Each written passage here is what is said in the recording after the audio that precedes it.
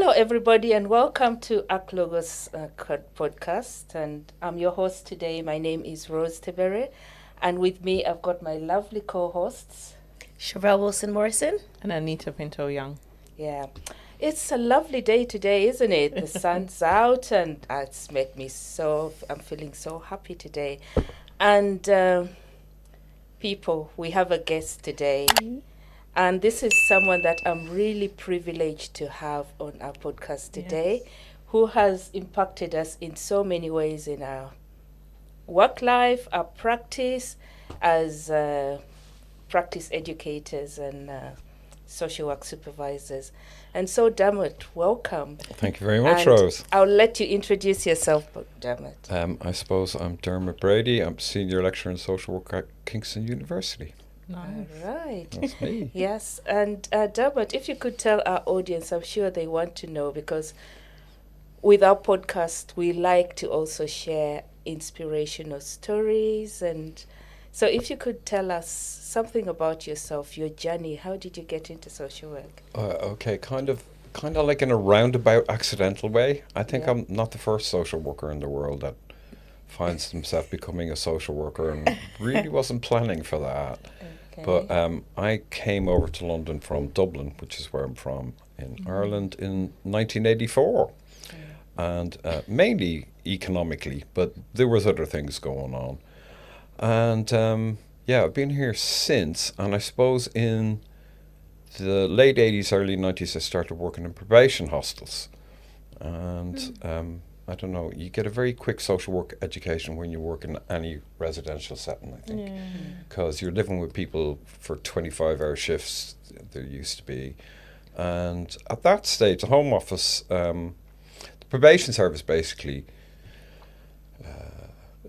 you had to be a social worker in order to be a probation officer. That's gone now some time ago. Michael Howard didn't like that idea.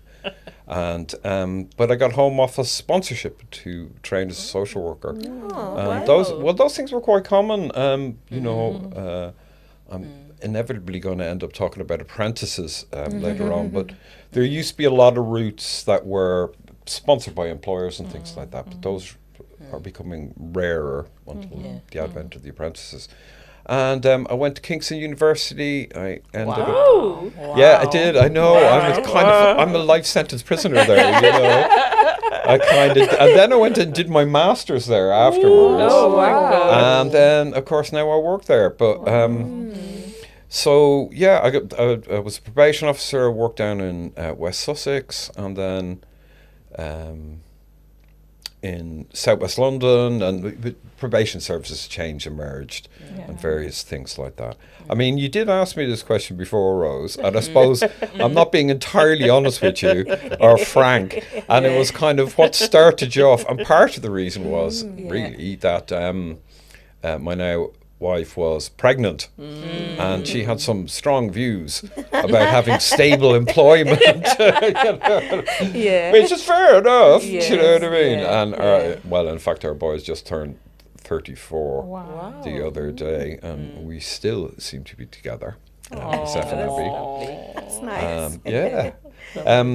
But in probation, I don't know, for some reason, I maybe because of the hostels background, I ended up working with a lot of violent men, who were generally violent and maybe serving long prison sentences, lifers and people like that. And I kind of worked out fairly quickly. You had a lot of these, what I would call emotionally cauterized men, that they had cut themselves off from the kind of extreme kind of trauma and stuff that was going on in their background. And it is an old cliche that hurt people hurt, doesn't it? Hurt other people. Yes. And I started thinking about these guys and how they would stop crying very early on when they were children. That was one of the things they would do. Often they would assault their fathers at some point along the line, usually when they were teenagers. And then a lot of them, of course, would be abusive in their relationships. So then I started doing all domestic violence work. And I did that for quite quite a long time in probation, yeah. Wow. And I think we know about the Caring Dads project. Is that what led you to Caring Dads? Yeah, I mean, it was, so I'm talking to all these men, and then you kind of work out that they had experienced a lot of abuse at the hands of their fathers. And then you kind of go, okay, so, I mean, we're all social workers, we all work with families, and the kind of patterns where things go intergenerationally are very common. And I kind of thought, but we started off doing domestic abuse programs, and in fact, myself and Jane Lindsay, who's now retired professor of social work, and she was at Kingston, we were trialing domestic abuse programs, I think called a version of the Duluth program, which isn't very popular anymore. But it was the first time probation had actually tried to do something about this. And so we're sitting in groups with these men running the project. I got to go to Duluth, which is pretty good. I mean, I have to say, social work's been very kind to me in has given me a lot of opportunities to do things, including travel to various places around the world, working and training people, etc., etc. I've been very fortunate. I mean, I can't lie. And but myself and Jane started to do something very simple in the groups, which was we just started to ask the men how many children they had. And this gave us an entirely new perspective on it, really, because you may have 8, 12 men in a room, and they may have as many partners and maybe a few more. And then as many children again, but probably double that up. So you put those 12 men, then maybe you're kind of connecting in some way to something like 30 or 40 people, a large number of whom are children. And we kind of think, okay, these guys are growing up, and this is what these children are experiencing in the same way that they did. You kind of go, And then I had an opportunity to do a load of children's groups with good friend and colleague of mine, Linda Finn. And when you sit in, I mean, I did a fair few programs, not a huge amount, but it was a big learning experience for me just to hear things from children's point of view. And then we were always talking about the voice of the child, aren't we? And so when you sit there for a couple of hours every week and you listen to the voice of the child and what they want and how they manage, how they cope, because I don't know, we kind of, I think we tend to run a bit of a deficit model in our services because people come in and we're kind of going, well, what's wrong with you? Instead of the kind of power, threat, meaning framework question is what happened to you? Happened? It's a very different kind of.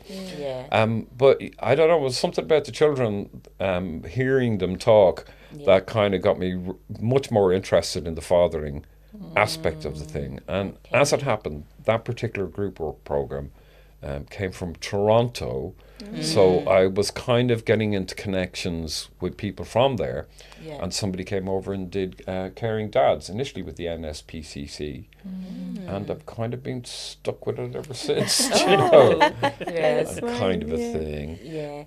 I mean, I don't know what you think, but I'm sure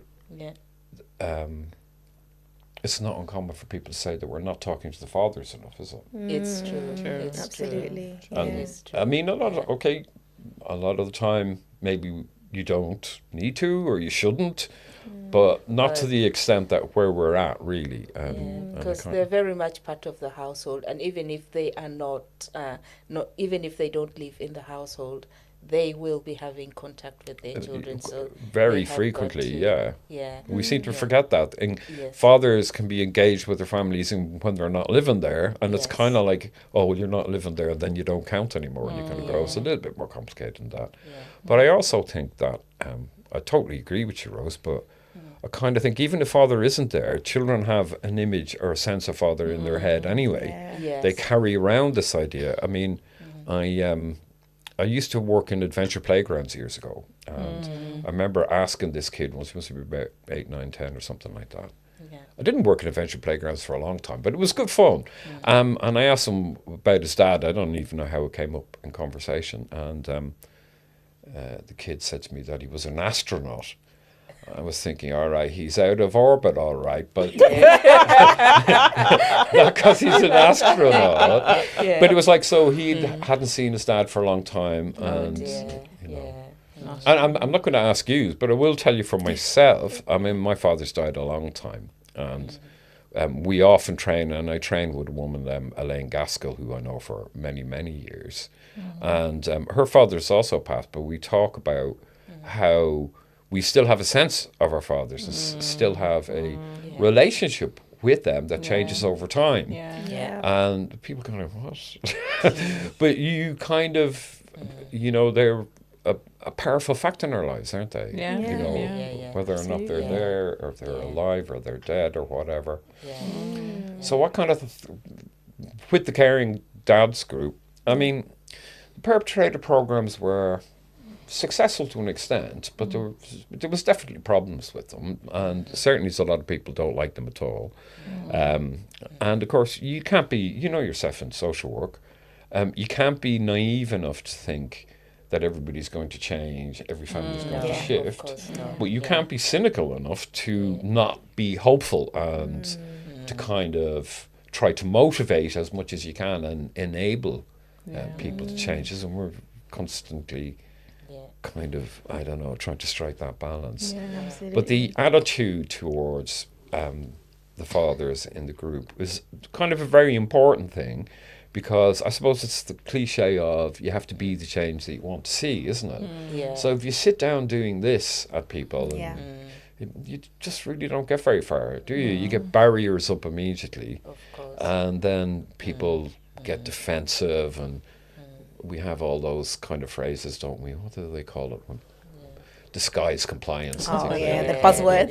Buzzwords. I can't believe if you're saying disguise compliance, there's something wrong with what I'm doing then. I'm not agreeing with what you're doing, but I'm not working here properly, am I? Do you know what I mean? Absolutely. But and we've trained a lot of people all over the country. People seem to like it, but really, other programs will happen, other ways of working, and I mean, I'm sure collectively over the years, if you think about all the changes that we've seen, I mean, just an enormous amount of it, isn't it? So there will be something else, but I think the basic principle holds that we should be talking to the men, because otherwise, it's the mothers are always front and centre. They're the care group, but they also have to do all the kind of immunisations and the school days, and they have to do all of that. And we're kind of then asking that woman, who perhaps has experienced violence and abuse in her relationship, to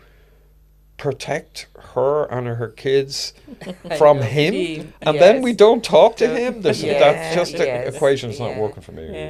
And social work is female dominated as well. Yeah, there is that.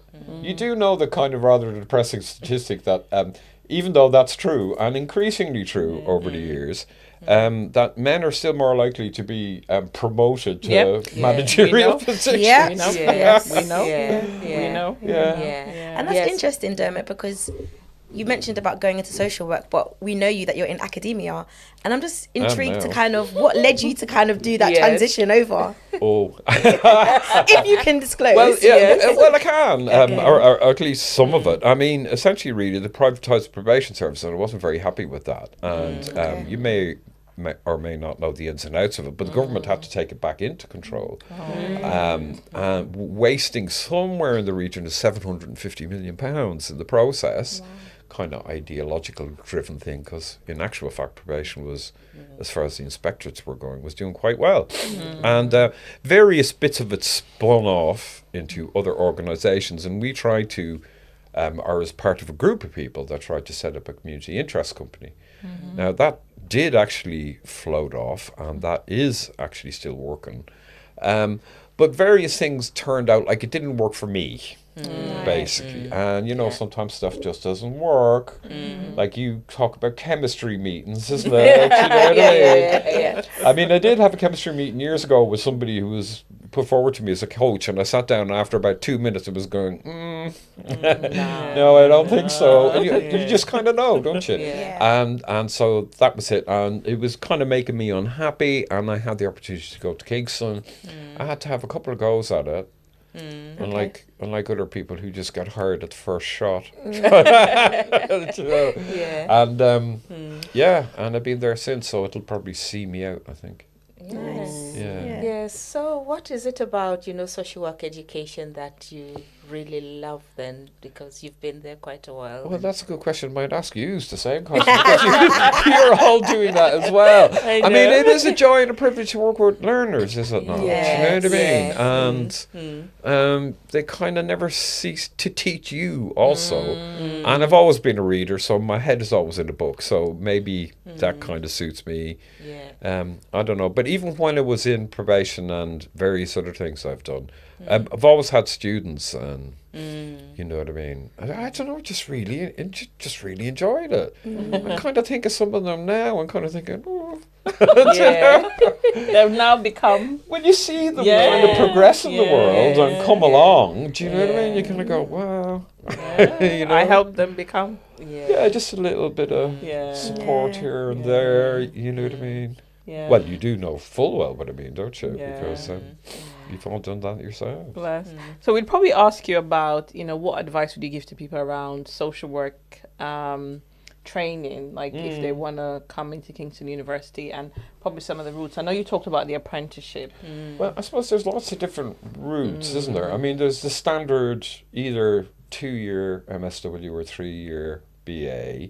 But generally, if people are going in on that route, they're going to find themselves in a lot of student debt, and that's going to start off at £27,000 just for the fees. Wow. It's a lot of money, isn't it? And then there are routes that are kind of better funded, like frontline and things of that nature, but they require a first degree. Initially at a 2-1 level, but now I think they dropped the bar a little bit. And I've met a lot of frontline graduates, some fantastic people, and there are criticisms of that program, the same as there are for all programs. And then there's Step Up and Think Ahead, and again, all of those are pretty good, and there was some funding going in, but the bit that was missing was for the apprentices, which were unqualified people who were sometimes have, I think, over 20 years is the longest I can think of somebody working in service 20 years who are like extremely capable but haven't had that opportunity. Quite often might have caring responsibilities for kids, older people, and of course, like a lot of people have responsibilities for kids and older people, and they're not about, and they can't afford to take 2 or 3 years out of their life. So the apprentice offers a kind of unique route, and I suppose for employers, unless they actually support an apprentice in training, that money has gone into the apprenticeship levy fund and they can't get the benefit of it. And we are kind of cash strapped in the public sector and certainly in local authorities, so you can see how it becomes an attractive kind of like a virtuous circle all around. That people who deserve to have that opportunity get it. I mean, it's demanding, isn't it?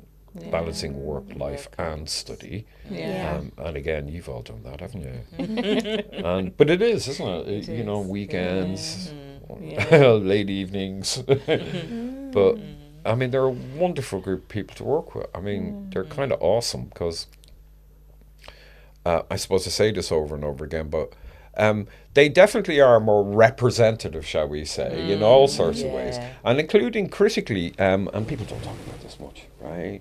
We have a lot more working class students, and that's kind of important because a lot of working class people are not going to take on £27,000 debt, but they will take on an opportunity to learn and develop and kind of move themselves on in the world if they get that.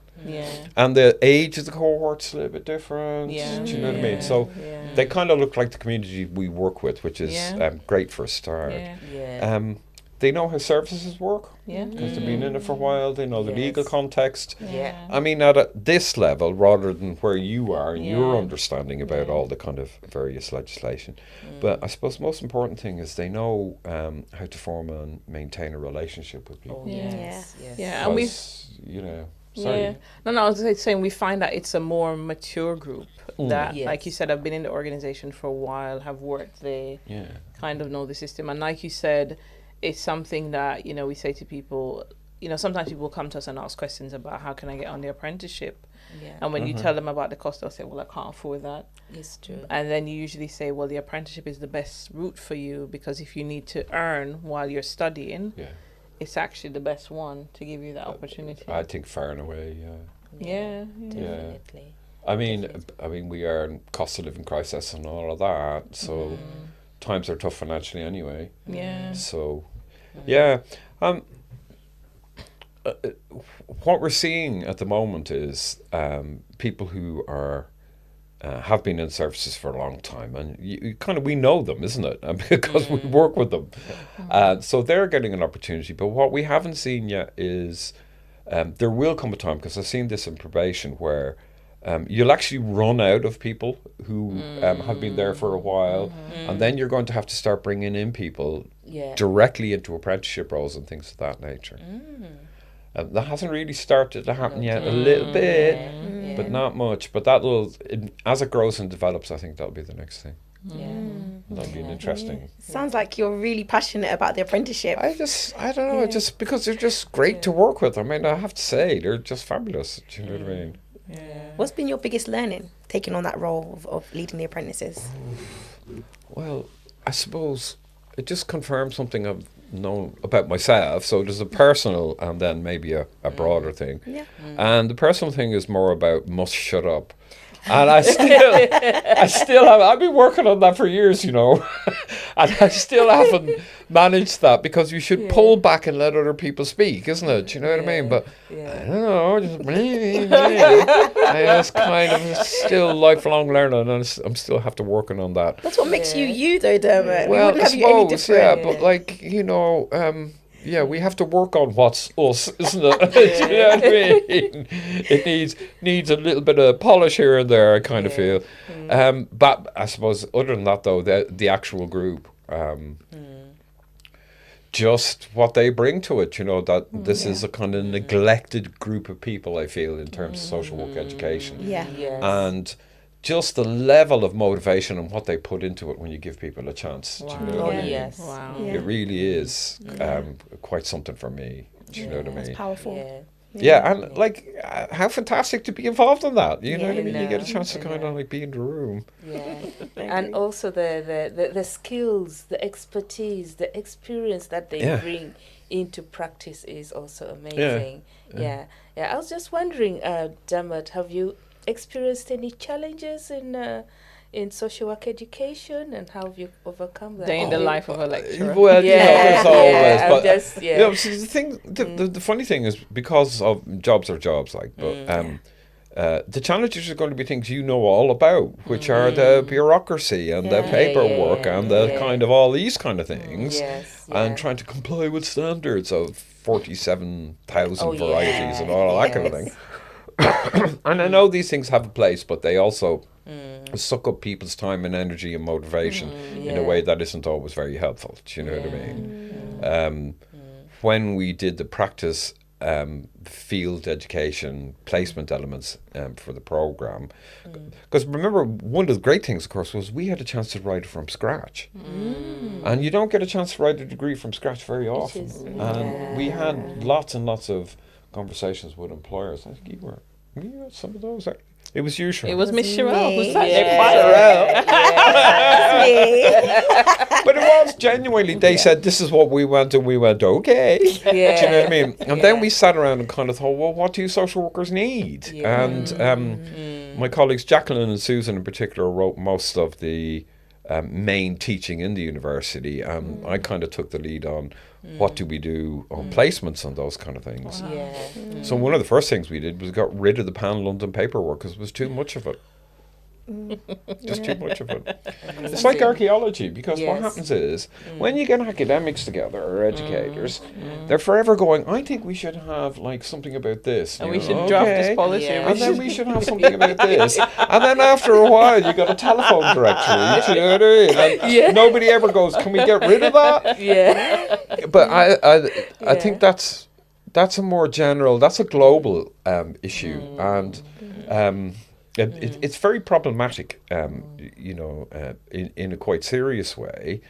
I mean, we all went through the pandemic, and in fact, our first year of the course was mid-pandemic, and we know kind of what happened there. Even though it seems a long time ago. It was only 2 minutes ago, really. It was 5 years ago. But it's entirely changed the way we work, isn't it? Yeah. Now the kind of working from home, things like that, increased use of IT, which, you know, again, there's obviously great benefits to that because you don't have to be driving around everywhere for meetings, etc. But there's also something that computers and IT systems are a bit like roads. If you kind of build them, they will fill up.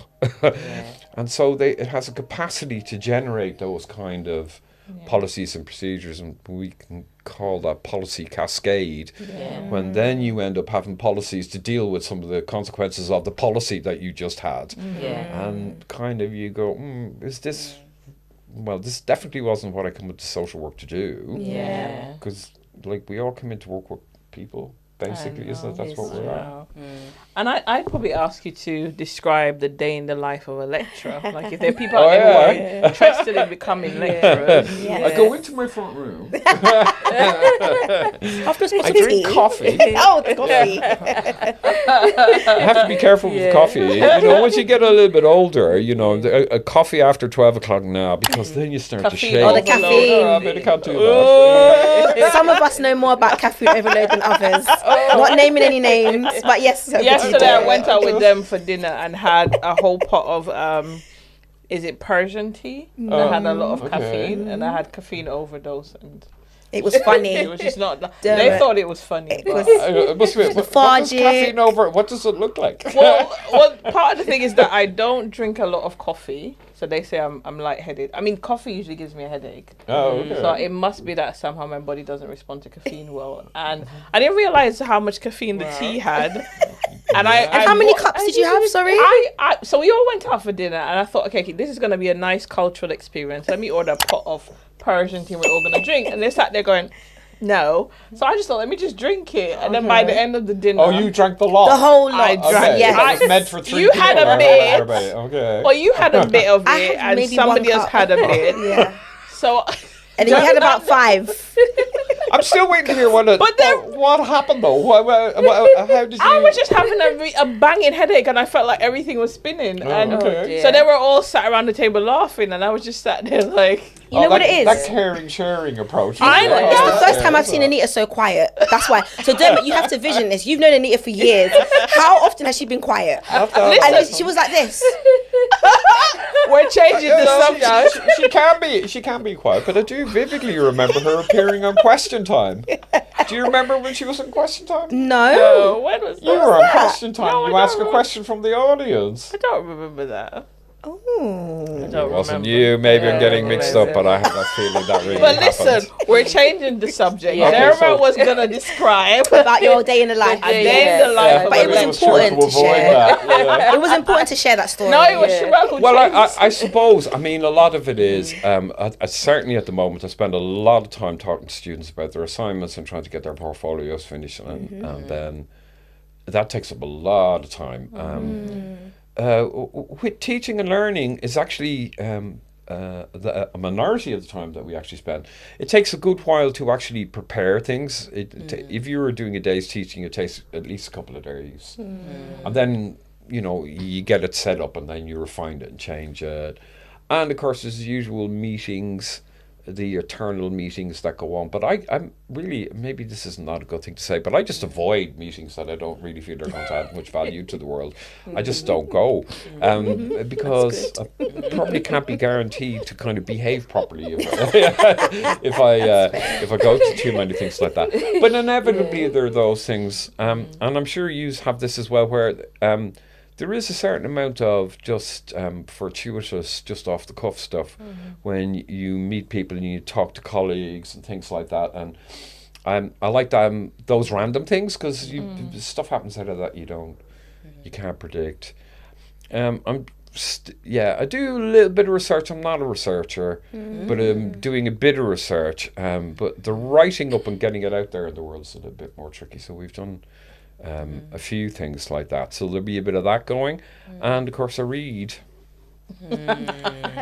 Just any amount of stuff. Anything in particular that you're reading at the moment of interest? We're reading all sorts of stuff, but really with the academic articles and stuff like that, I'm probably, because I'm talking to students and then making suggestions to them, and I might read 2 or 3 things like that a day, fairly averagely, but I'm reading a book about pirates. I know that sounds a bit odd. Pirates in social work education. Well, you can actually make a connection to it. It's a bit odd. Well, I suppose actually it's a guy called Dave Graeber who's an anarchist, and he's since departed, but he was one of the main people who started Occupy Wall Street and various things like that. And like in some ways you could picture him, he looks like the most ordinary kind of person. But he has a kind of a theory that he's developed over a number of years, which is about how did democracy come about. And the kind of Western notion is, they invented it in Greece and then we exported it to the rest of the world. And he's going, no, that actually is not, that's not how it went. Because for a long time, of course, Europe was basically very autocratic and royalty. But in the 17th century, and I know this might sound kind of off, but it does link to social work. A lot of Jesuit missionaries were kind of meeting the Iroquois Confederation and other people in First Nations, essentially, in Northern America. And they had already got a fully developed way of governance, a way of kind of intensely democratic way of making decisions. Women's voices were heard, amazingly enough. And they became hugely popular in France. And he suggests that and some other places that were not in Europe actually had the democratic models that Europeans then took on, and of course did not credit, did not kind of say this is where it came from. Yeah. Kind of Sounds familiar. We made up everything. You know what I mean? And it's kind of like, so it's about things like that. But that's what I'm like when I'm reading. I'm kind of a bit of a flippity gibbet, kind of going all over the place. Really. I have to laugh because when you said about pirates, instantly I was thinking that them kiddie stories with the old school. But I was like, wait a second, we're talking to Dermot here. There's going to be some context, and lo and behold, well, he was talking about pirates, Malagasy pirates in Madagascar, again, where there were various different forms of government and governance, but in that place were again kind of early experiments, shall we say, with kind of democracy in a very kind of open way of doing things in an incredibly diverse. I mean, I kind of. People seem to forget that the ancients of days, if you will, kind of travelled around all the time. They didn't just stay at home, did they? Do you know what I mean? They went exploring and experimenting. They went and have a look, isn't it? Kind of a thing. Well, what's over there? We're not going to go down that road. No. But see, that's what happens with us. I want to bring us back to talking about coaching and mentoring a little bit. Oh, yes. Because Dermot had something to do with all of us becoming coaches. You did. Yes, I'm very pleased to hear that you're still using it. And that's not because of me, that's because coaching works. Well, it works, but I remember being in the first cohort when Kingston University introduced it. Yes. And I was reflecting this morning on the fact that I feel like coaching, doing the course, actually did help to shift my trajectory. Okay. So having worked in Jamaica, coming here, and there's a way that I think sometimes as an immigrant coming to the UK working, you kind of lose some bits of yourself or forget, because you've come, you're buried into the work, you're having to prove your right to work, all of that stuff. And I think there's a way in which the course was structured which forced us to go and look at our profile or career history and do a timeline, which helped to really bring me back into focus and kind of helped me to just sort of starting to navigate who I am and where I'm at. So I don't know if you were very much doing that in the early episodes of the podcast. You were kind of sharing your stories and stuff like that. And I've heard a few of them otherwise as well. Yeah. I mean, really why I think coaching is very effective, and apart from it just being an effective way to work, is I think there are not that many spaces where people can have those conversations, where you can just kind of sit and go, well, what am I about? What do I want to be doing? Why am I doing this kind of a thing? And just to have a space that's yours, and you're not being told what to do, but you're kind of being enabled to think through these things. And sometimes in the coaching, people go, ooh, and I'm kind of thinking, well, maybe that indicates that we should have a lot more of this kind of thing in work, because it comes as a surprise to people, because it's not business as usual in some way, is it? So maybe that says more about our organisations, perhaps, in some ways. So I was just wondering how that came about, because I was quite, for it to be offered as a course in Kingston. I've just wondered how. I'm not really too sure myself, actually. I know how it came about. Well, we had an earlier version, but I think the 2018 one was from the teaching partnership bid. Oh, yeah, sorry. He knows now. Right. Okay. Now you remind me. No, that's right. The teaching partnership wanted to do, and there was a lot of social workers took that up, but the social work cohort has diminished away, and now it's all nurses. It's all nurse managers. Yeah, they said. Who are doing the training. Who are doing the coaching. See, I was lucky. I was fortunate because where I'm a teacher consultant, I managed to get onto the course, whereas I know you guys were prior to me, and you were able to get onto that. And now I'm thinking about it, Dermot, our paths have crossed so many times in practice educating as well. I just wanted to kind of get a sense of, out of the two, which one do you think you have swayed more to? Well, out of coaching and practice education. Just throwing one out there. I don't know. I suppose I spent way more time in practice education, and it's a bit more fundamental, because it's we don't have social work unless we have practice education, do we?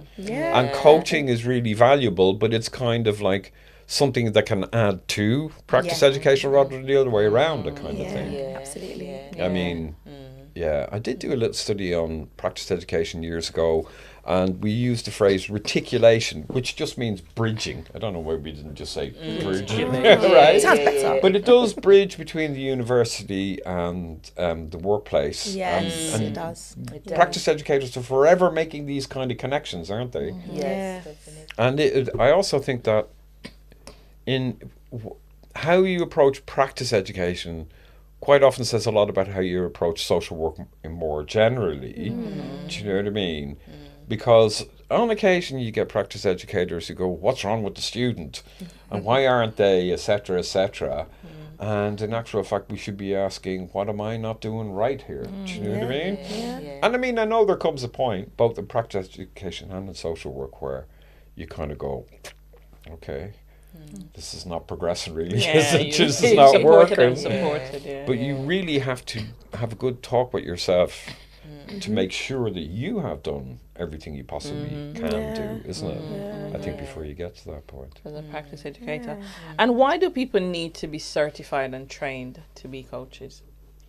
Well, that's an interesting I know. question. And I suppose I'll give you the made in Chelsea answer to that anybody can literally set themselves up as a coach.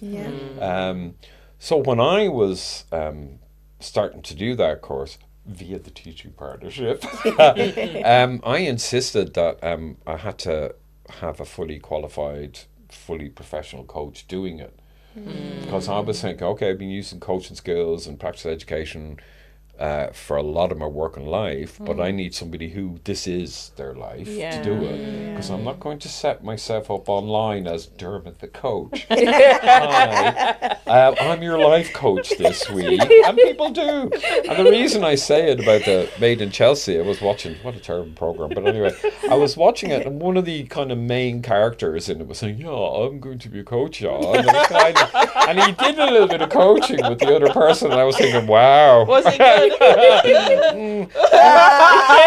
Good is not the kind of word I would use about it. But I'm sure in the same way social work is a protected title for good reason, isn't it? Because it is there's a power in that role, and a power to do damage as well as there is to do good. And coaching, as we all know, because we've seen it happen, isn't it, is it actually changes things and makes an important difference to people. So there's some people who probably out there, and you kind of go, I mean, there's a deeply uncomfortable truth about abuse, basically, professional abuse, in that every professional that you can possibly think of, every professional group, is going to have people who are going to use the power that they have invested in their role and their position and their status in bad ways, isn't there? I mean, it's just kind of statistically probable that some social workers are going to be abusive in their relationships, for example. So if you have somebody like a coach, and we all agree that it really makes a difference, you could really do damage to a person sitting in one of these rooms with nobody looking at you, and you just kind of do your own thing and telling them what to do, and you need to do this and you need to do that. Exactly, and kind of, you can see how you could do all sorts of unethical stuff, isn't it? But we haven't got that stage yet. But I noticed that coaching is now very much bigger in the National Health Service in particular. And I think that will make a difference, because they are the single biggest employer in Europe. I mean, they have so many people, and because they are so big, my guess is they might be actually part of a move to kind of professionalize or regulate. You know, there are problems with regulation as well. I mean, social work England are not perfect, are they, by any means? And I kind of think, oh, sorry, it did me 2 bits of CPD and you're not going to look at them? Well, but whatever. I mean, but it does give a certain degree of professional confidence, doesn't it? Hopefully. And I think I had to learn in coaching the importance of pulling back and not giving advice. Yeah, it's the hardest thing, isn't it? Yeah, I think that was the biggest thing I learned, because in a lot of our roles where we're mentoring or supervising, you're doing a lot of the instructing, and I think that's the difference. If people aren't trained, that they don't quite realize how the process works in terms of pulling back, asking the questions, and letting people come up with the answers for themselves. Absolutely, You know, and I think that's probably one of the most important things I learned about coaching. Yeah, me too. I totally agree. And you could see people when they do it at the start. Well, in fact, it was a student many years ago who I learned this from, actually. And she was a really interesting woman. Well, I won't give details about her, because I kind of think, well, hang on, it's not your place to kind of put a person out there in public without her knowing about it. But she was working with a woman in a refuge, and she was offering lots of support and advice and help, and the woman wasn't interested in any of this and pushed it all back. And I'm sure, you know, you're kind of used to that. And after a while, we were puzzling about this, and she kind of worked out basically that when she was saying to her, you should do this thing, you should do counselling, etc., what the woman was actually hearing was, you think everything I've done to try to protect myself and my children up to now is of no value. Okay. Do you know what I mean? Yes. And I come out, oh, right, okay. Because obviously that wasn't the intention. Do you know what I mean? But that's what she was hearing. And once they were able to have a conversation about that, then the woman could start saying, well, like, these are the things I did to protect myself. I know it didn't work, but this is what I was trying to do. And these are the things I'd like to try. And so in a very coachy way, started to kind of generate our own solutions. And that worked a lot better. But it's like you said, because we're mentors, supervisors, lecturers, whatever. You kind of, our jobs are almost set up to give advice, tell people what to do. Definitely. But there's that part of actually enabling people to come up with their own make that change themselves, because they own that difference, isn't it? Yeah, they do. And have to sit there. Usually there's a moment in the early stages when somebody is going to describe to you something like, and then there was silence. And I was sitting in the silence, and I kind of like felt really uncomfortable. Do you know what I mean? But I suppose one of the things is you have to give the person time to percolate, isn't it? And that silence is not a dead silence. It's kind of an almost electric thing. It's kind of, you really powerfully feel it when you're sitting with another person. And they're kind of like, you can see the wheels are going around, And you are kind of probably thinking like nobody's business at that moment, isn't it? And I literally feel it's electric sometimes, just sitting there with a person when that moment happens. It's quite a unique thing. I'm just smiling, Dermot, because I think that was one of my learning from coaching. So I know you said, Anita, yours was about not giving advice. Mine was that sitting with silence, because I'm so used to like just filling in the gaps, but it was okay. So it was just like, oh, okay, this is me learning right now. For the silence is okay. So, but then you have to practice it though, Sherelle, isn't it? Then you have to sit there in silence and go, okay. And I'm still working on it, because I'm probably far worse than I use of jumping in and kind of filling in the gap and talking over people and all of those kind of things. Yeah, but it's important. It works well in class as well, in all sorts of places.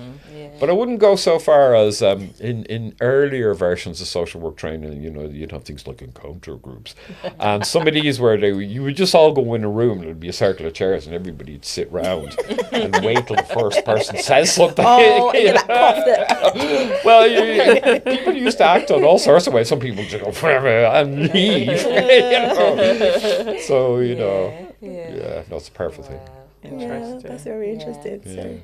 So Dermot, it's really lovely to have you, and this is actually an opportunity. I'm sure a number of people are going to be watching this. I'm just wondering, for your students, for instance, what good advice would you give them if you think of just one good advice to give? Well, I'm afraid I've got 3. That's fine. I don't know if I have 3. But I mean, one is a very basic and fundamental, and it's like work as a discipline. And you're going to make life a lot easier if you avoid lastminute.com as much as you actually possibly can. If you are a student and you're putting a portfolio together, start it from day one. And just keep it going. Learn to manage your time and stuff like that, because those skills will also help you survive in social work, because there is going to be pressure. But then I suppose there are other bits, which is to look after yourself. And I know we have all these cliches about put on your own face mask and all of that, but and I'm guessing you've all been guilty of this at some stage, but you give a little bit too much. Do you know what I mean? Because the profession will take as much as you give, and you have to kind of protect yourself and look after yourself. I used to tell the managers, go hug a tree or go look at a tree. Because you sometimes need to do something entirely different just to get your headspace out of that. And so make time for yourself and your family and the people around you, and don't feel bad about it. Do you know what I mean?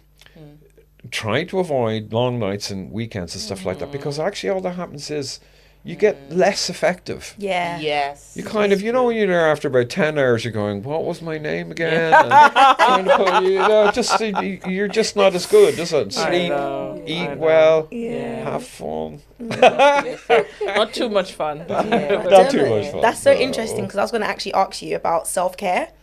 What, at least one, if you want to give 3, you're more than welcome to, but what do you do for self-care? I have an allotment. Wow. Yeah. So I grow things. I mean, I've been growing things. Before I did all this social work thing, I've done gardening and building and all those kind of things. And I kind of grew up in the botanic gardens, weirdly enough. But so I've been growing things and growing my own food for quite a while. And there's something about it. I'm always, this image is in my hand, which is like this. All the cares of the world just disappear from me, and just kind of digging. It's good exercise also. But there are other things.